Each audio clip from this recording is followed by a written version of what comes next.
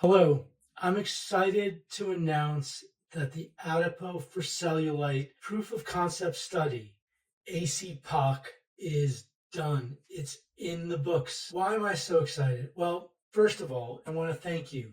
The idea for this study came from you guys. You started using the gel for cellulite and you wrote me and you shared your pictures and you made me take a look. And once I got my head around it, I became excited. I became convinced that reducing fat cell size could address the two hallmarks of cellulite: the weak skin, the dimpling, and the pitting caused by fibrotic septa. Now, there are other modalities that do this. Lymphatic massage, red light will help a little bit. I'm hearing about cold plasma, that helps. But a topical that reduces fat cell size while stimulating regeneration. So no one had tried this before. So this was the first of its kind. Would it work? We wrote to our 30,000 subscribers, and within a couple of days, 300 people or so volunteered. They sent in pictures. And of those 300, we picked 17. We wanted to pick 16, but one person really begged. And those 17 people had mild cellulite, moderate, and very severe. So we were going to test the whole gamut, and we were going to see, can we get an efficacy signal? Would it work? And so we sent 2 tubes to the volunteers every month for 3 months. And they sent us pictures. So the pictures that we got after 3 months, some were good, some were okay, and some were terrible. And so we had a decision to make. What do we do? Do we just pick the very best ones? Well, that would seem to introduce bias. So we wanted to keep the bias out of it. So we took basically any picture that was halfway decent. That was our standard, halfway decent. And then we figured out a way to address picture quality. So we asked the 4 blinded evaluators, first of all, in looking at a set of 2 pictures, were they comparable? Did they show the same part of the body with roughly the same angle? And 2, was the picture quality good? Was the light the same? Was the picture clear? And so if the blinded evaluators said yes to both questions, then we grouped those sets of images into the good category. And if they got 1 out of 2, their pictures were decent. And if they were 2 out of 2 bad, then they were poor. So we segmented the pictures by good, decent, and poor. And we set our primary endpoint as evaluating all the pictures, the good ones, the decent one, and the poor ones all together. That would eliminate our bias. And we got great independent wellness leaders to be our blinded evaluators. This is an all-star cast. We have Robin Foratan, just a great nutritionist who's both holistic and scientific. And we've got Stuart Diamond, who is really a leader in sexual health, but does so much more. We've got Kathy Estrella, who is a nurse esthetician, fantastic, fearless. And we have Jennifer Jadlow, one of the most open-minded and innovative dentists that you'll ever meet. And so these were the 4 people, very different mindsets, who are our blinded evaluators. Good studies have a primary endpoint, something that you can hang your hat on, something that you will succeed or fail by. So our primary endpoint was straightforward, irrespective of the quality of the images, so good, decent, and poor. Do you see an image with greater cellulite severity? That was the endpoint. Okay, so let's summarize what makes this a good study. First of all, we minimized the bias, our bias leaking into the study. And we did that in 2 ways. First, we selected all of the images that were halfway decent. We erred on the side of inclusivity. Then we asked others, objective experts, to tell us which pictures were good and which pictures were poor. It was not our decision. Second hallmark of a good study, and this is really the key, we set a clear primary endpoint, and that endpoint is relatable, it's understandable, it's take a look at two pictures, pick out the one with the greater cellulite severity, or tell us that they're the same. That's our endpoint. We hang our hat on that. And 3, strong blinding. The 4 objective, unpaid evaluators had no idea which image was the before and which image was the after. The images were labeled with a random number, and they had to pick. That's it. So those are the hallmarks that make this a good study. So before we go to the results, I want to show you what we got in terms of mild, moderate, and severe cellulite. Here we're looking at a mild cellulite phenotype. You see a few shallow pits, and you see banding in through here. And this is texture issues. You see some banding throughout here as well. But you see the pitting is pretty shallow. Now here's a moderate cellulite phenotype. You see the pitting is much deeper and really quite deep. And then you have some light bands in here as well. And here we have a severe phenotype where the pitting is very deep. So big indentations, and can see if there's any banding here. Not much, maybe a little bit on this leg, but really you have deep pitting caused by the fibrotic septa, and that is what defines the spectrum from mild to moderate to severe, is the extent of fibrosis in the septa. So we're using pitting as a way to distinguish mild, moderate, and severe. So are you ready for the results? Right? The results. That's all you want to see is the results. Well, here are the results. You're going to love this. Typically, when results are presented in a publication, the first part of the presentation is a description of the population studied. So in our case, the population comprises the images. And so we're going to describe 2 parameters of our image population, the first being severity. So about 56% of the images we had evaluated were moderate to severe, and about 44% were mild. This is important, as we'll see later when we look at the results.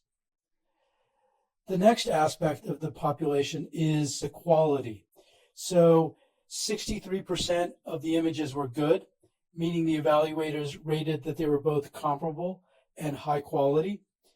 About 19% were poor and 18% were decent. This shows that we really erred on the side of inclusion, because we had about 40% of images that were not considered good. This is positive with respect to avoiding bias, but it makes our job of reaching the primary endpoint more difficult, as we shall see. So here we show the overall results. So these are the pooled responses by 4 evaluators to the question, which image is more severe? And as we see, almost 80% of the time, the evaluators rated the before image more severe. Slightly less than 20% of the time, they said that there was no difference in severity between the before and the after. And less than 3% of the time, the evaluators attributed the greater cellulite severity to the after image. So a clear positive result. Now, if we look at the answers from the evaluators by the grade of cellulite severity, we see something very interesting. This is what we reported before. Close to 80% of the responders viewed the before image as having greater cellulite severity. Now, if we just look at the moderate and severe cases, that percentage goes up to about 95%. So when the starting severity was moderate or severe, the improvement was sufficiently clear that about 94% of the time, responders could pick out the before image, and the rest, they thought there was no difference. Now, It's a completely different story when we look at the mild starting severity. Here, the evaluators could only pick out the before image a little bit more than 50% of the time, about 60% of the time, they picked out the before image as having greater cellulite severity. And this makes sense. When the amount of cellulite that you see in the image is modest to start, it's harder to see an improvement. And you see about 35% of the time, the evaluators didn't see any difference. Now, here's another perspective, results by image quality. Here's the overall results. And now if you have good quality images, the evaluators can more easily discern that the before image had the greater cellulite severity. And for the decent and poor images, it's harder for the evaluators to discern. For example, for the decent images, the evaluators a lot of the time said that there was no difference. They couldn't see a difference. And so this shows that by including poor and decent images, we made our job harder. So all of this stuff that we've been sharing are what's called descriptive statistics. They provide insight into the results, but they are not statistically sound, because what we're doing is we're pooling the observations by 4 independent observers together as if they are the same independent phenomenon, and statistically they're not. So we did a very sophisticated statistical analysis to evaluate our primary and secondary endpoints, and that is looking at the consensus amongst raters. And now you're not pooling the results into one pool. You're not combining apples and oranges. You're evaluating whether the responses of the raters correlated with one another. When we look at the majority of raters, looking at overall at all the pictures, we get a very similar result that we saw with the descriptive statistics.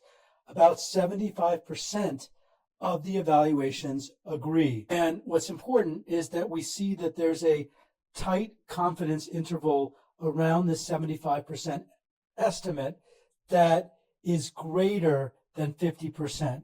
So we know with statistical significance that a majority of raters agreed and could pick out the right image.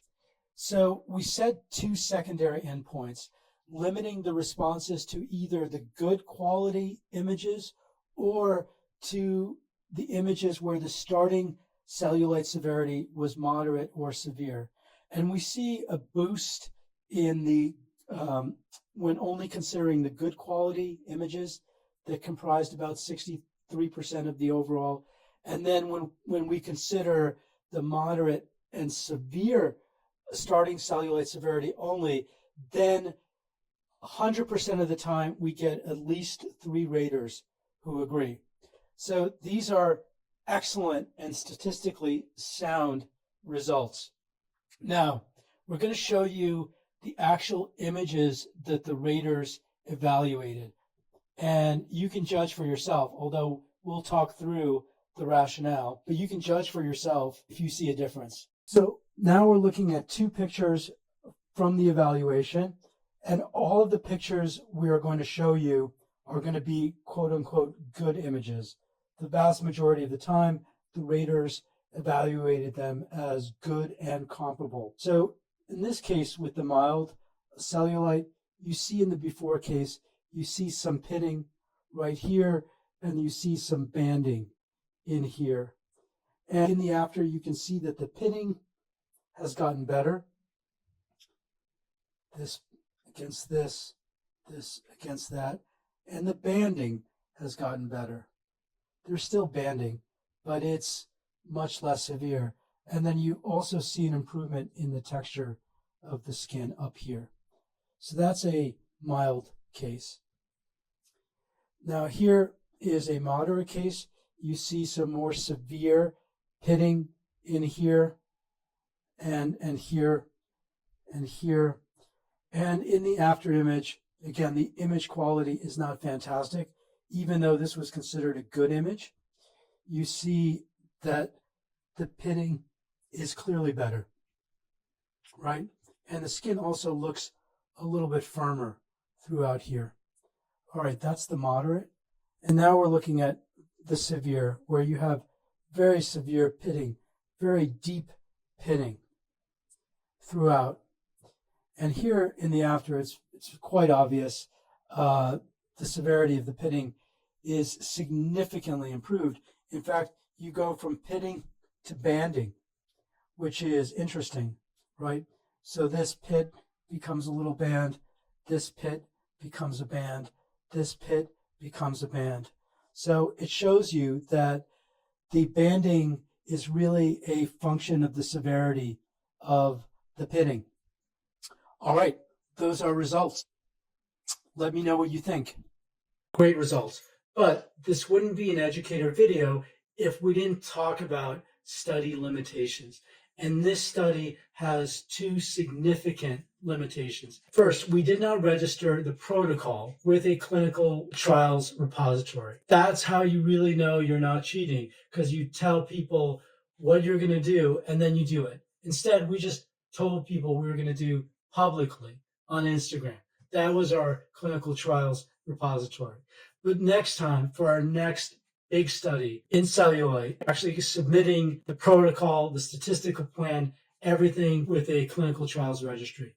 The second thing we're going to do in the definitive study that we didn't do in the proof of concept study is we are going to take pictures of cellulite that's not treated. So we're going to have the subjects not treat one half of their bodies, and we're going to take pictures of the untreated areas, and we're going to compare untreated to treated. That's really important. But it's a big first step towards proving the hypothesis that smaller fat cells means less cellulite. I hope you're as excited as I am. Please leave comments and questions. You are the best community out there. Thank you so much.